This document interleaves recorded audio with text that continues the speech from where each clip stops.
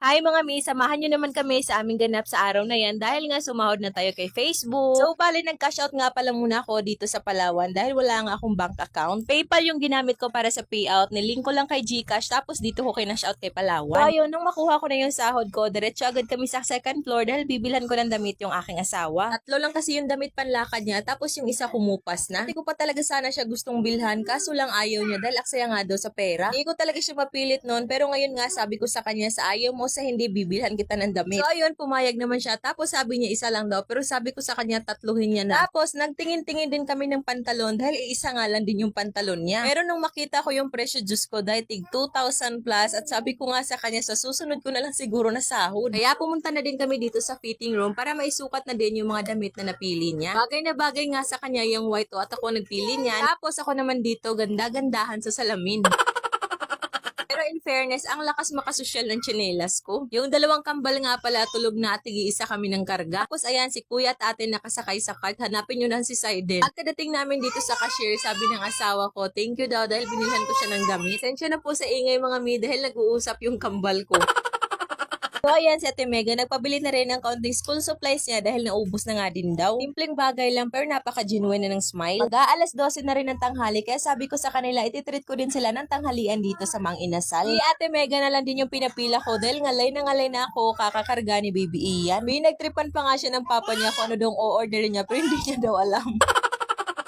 So ayan, nag-order na rin ako at ang ganda talaga ng tsinelas ko. Hindi ko alam kung ako lang ba yung nagagandahan. Waiting nga lang kami dito sa gilid dahil wala pang available na table dahil nga tanghali na rin sa mga oras na yan kaya marami talagang tao. At 10 minutes lang din naman kami naghintay tas ayan, kumakain na rin kami. Mahimbing pa nga ang tulog nitong si Baby Ian. Ang sarap din talaga kumain dito sa Mang Inasal no dahil nga unlean rice na napakalaki pa ng manok. Anyway, nagising na nga rin pala itong si Baby Ayon at ayan, sinusubuan siya ng kanyang papa. Buti na nga lang din at magana nga kumain yung bata. Ay nako, napaka-cute naman talaga ng anak ko. At tinagal-tagal ko na nga din nakakain sa Mang Inasal. Ngayon ko lang nalaman na may pa-free pala silang sabaw. Diyos ko dahil. Kung hindi nang hingi yung kabilang table, hindi ko malalaman na may free pala silang sabaw.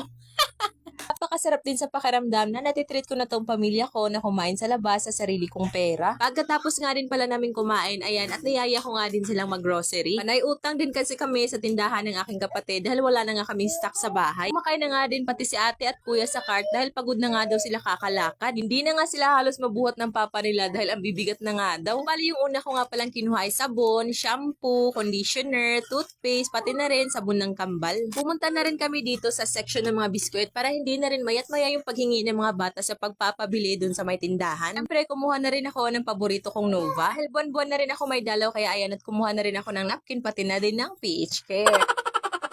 Kumuha na rin ako ng diaper ng kambal dahil nakalimutan kong bumili online. Tapos kumuha na rin ako ng mga laundry detergent pati na rin itong tissue. Enjoy na enjoy nga itong mga bata namin sa pagsakay nitong cart. Kumuha na nga rin pala ako nitong mantika. Tapos yung asawa ko nag-request gawa nga daw kami ng fruit salad. Matagal na nga daw kasi siya na hindi nakakain ng fruit salad. Ako, takam na rin kumain ng fruit salad kaya heto at kumuha na rin ako para sa paggawa namin. Pero hindi rin natin makakalimutan yung gatas ng mga bata. Kaya na rin itong ginagawang gatas nating mga matatanda.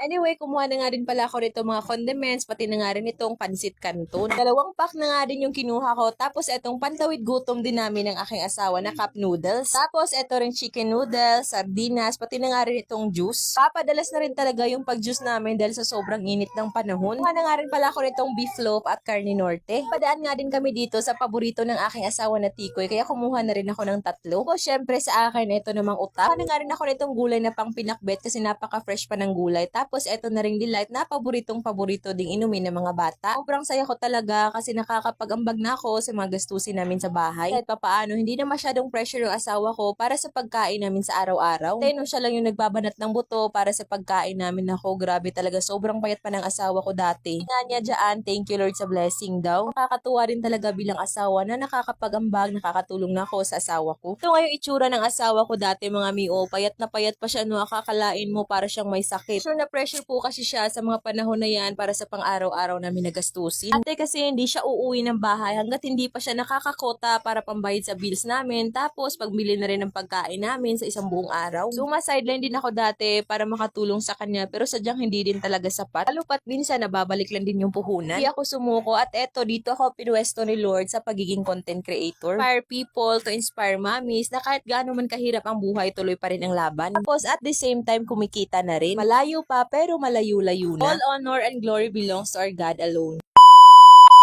Kung naghahanap ka ng aesthetic laundry basket, baka eto magustuhan mo. Ito talaga yung pasok sa Team Aesthetic at promise hindi ka talaga magsisisi kapag nag-check out ka nito. Ito nga pala ay American style folding laundry basket made with bamboo material kaya naman matibay at napaka-smooth lang din ang surface niya. Ito na rin yung kasamang screw, instruction, tapos yung linen niya napakakapal tapos moisture proof na rin. Sa pag-assemble naman, napakadali lang po at caring-caring nyo na yan mga mi. Foldable na nga din pala ito mga mi at available yan small, medium, and large capacity. O diba, napakaganda, pasok na pasok sa Team Puti and Team Aesthetic. Pwede din po yan lagayan ng toys ng mga anak natin. O laban na laban to sa mga sandamakmak na labahin natin mga mi. Tingnan nyo naman mga mi kung gaano kadami yung mga labahin ko pero kasyang-kasya pa rin talaga lahat ng yan. Napaka space saver pa ng design niya at very aesthetic talaga. Check out ka na rin mi.